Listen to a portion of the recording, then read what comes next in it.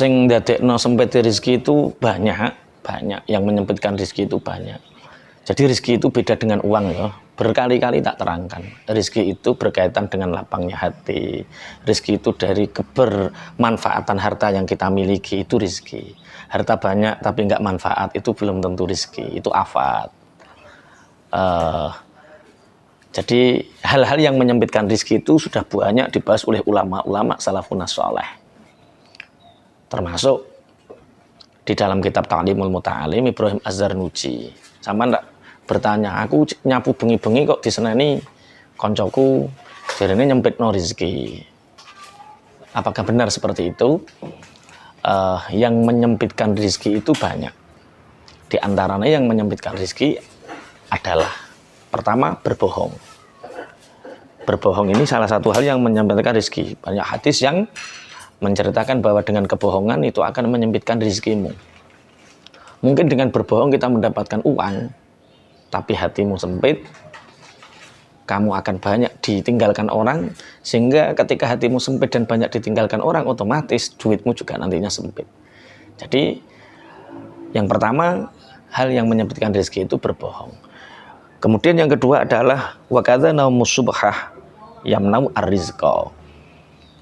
Ibrahim Az-Zarnuji mengatakan bahwa Syekh Ibrahim Az-Zarnuji mengatakan bahwa tidur setelah subuh itu bisa mencegah datangnya rezeki.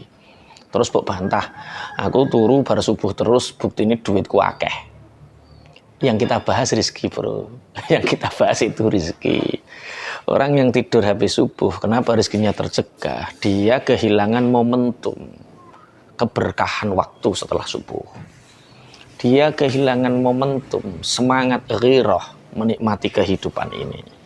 Akhirnya tidur habis subuh itu mencegah rezeki. Lah biasanya kalau rezeki tercegah, yang lain-lain juga ikut.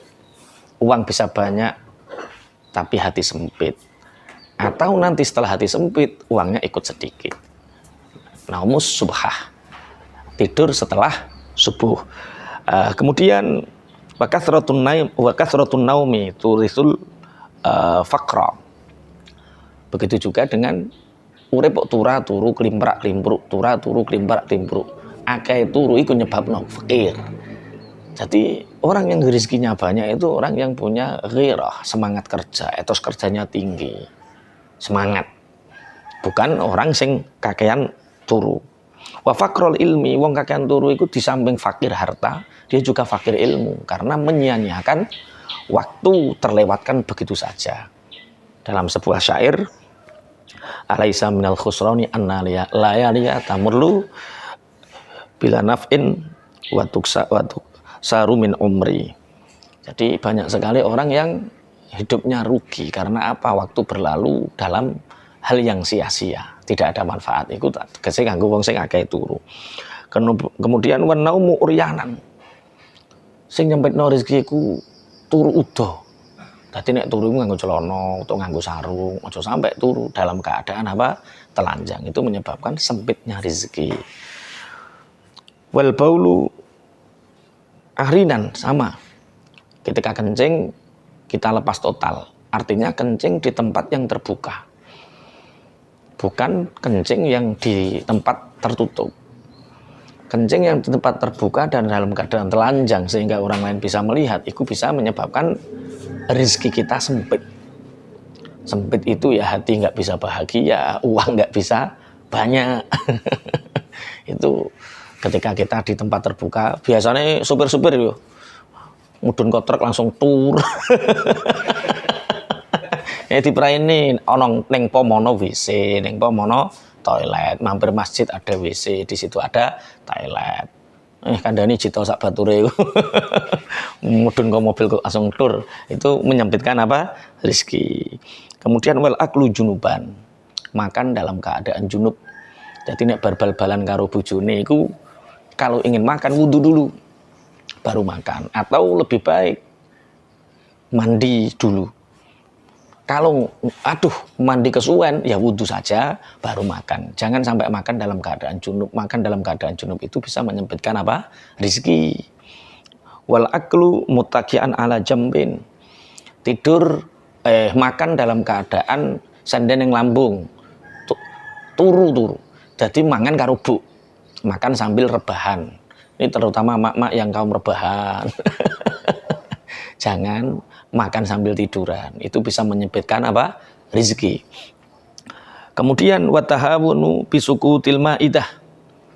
Membiarkan, meremehkan ketika makan jatuh dan kita tidak mengambilnya. Itu bisa menyempitkan rizki. Jadi ketika kita makan ada yang jatuh langsung diambil dimakan.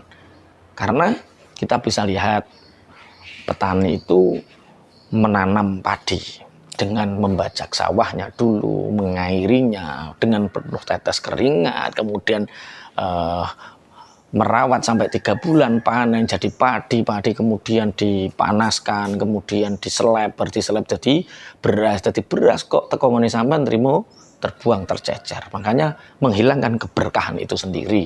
Sehingga karena menghilangkan keberkahan, akhirnya rezekinya dicegah sama Allah, rezekinya dihalangi oleh Allah. Makanya termasuk penghalang rezeki adalah ketika makan dan ada yang jatuh tapi diremehkan, tidak diambil. Ini kalau dulu kita nggak tahu hikmah di balik ini. Waharku kosril basoli wathaumi, membakar kulit bawang putih, kulit bawang merah. Membakar kulit bawang putih, bawang merah itu bisa menghambat rezeki.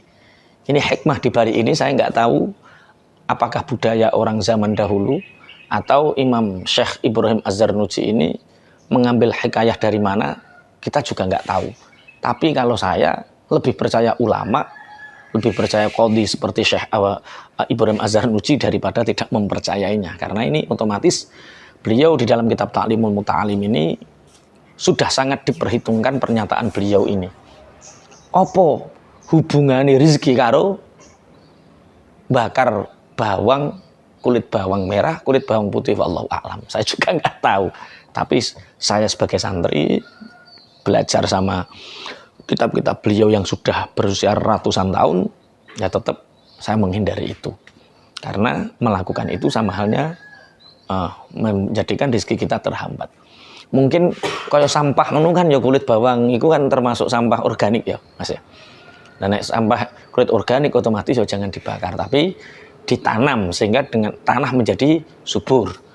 Jadi intinya hikmahnya yaitu membawa dampak kemaslahatan, membawa dampak keberkahan, kemanfaatan untuk kita dan lingkungan, itu menyebabkan rezeki kita terus berdatangan. Dan ketika ada madharat, ada afat, mendatangkan madharat, mendatangkan afat, otomatis ya menghambat apa? Rezeki. Kemudian wakasul baiti fil laili bil mandil, menyapu rumah di malam hari. Ini juga menyapu rumah di malam hari. Ini menghambat rezeki, menyempitkan rezeki. Terus ora usah mbok tanya, lah nek anakku nek bengi rusuh kabeh, ya segera dibersihkan saat itu juga. Pekerjaan saya malam toh Pak Yai, saya itu di warung. Kalau nggak saya bersihkan, ya itu beda lagi, konteksnya beda lagi. Tapi yang jelas, kasrul laili fil baiti bil mandili itu, jadi orang itu harus memantaskan diri. Kalau ingin rezekinya banyak, harta melimpah misal, ya kita memantaskan diri jadi orang kaya. Orang kaya itu ya rumahnya bersih, sebelum maghrib sudah bersih semua. Buktinya nanti di bawah, termasuk yang menghambat rezeki adalah akeh sawang-sawangan. Nah itu kan mentalnya orang miskin. Jadi ternyata kaya dan miskin itu sebuah karakter. Kaya itu bukan sebuah keadaan, punya mobil, rumah, bukan. Ternyata kaya itu adalah satu karakter. Kalau orang dikasih langsung mobil sama rumah tapi karakternya miskin, dia jadi miskin.